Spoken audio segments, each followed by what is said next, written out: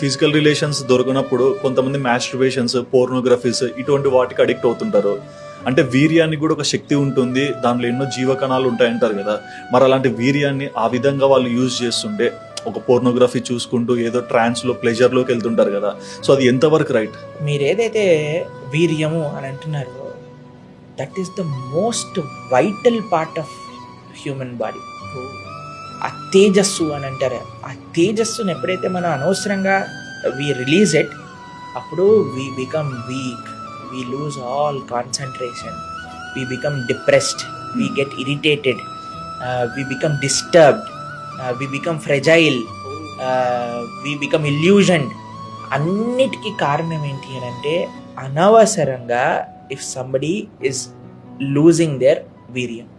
Okay. ఈ younger జనరేషన్కి it is such a big task.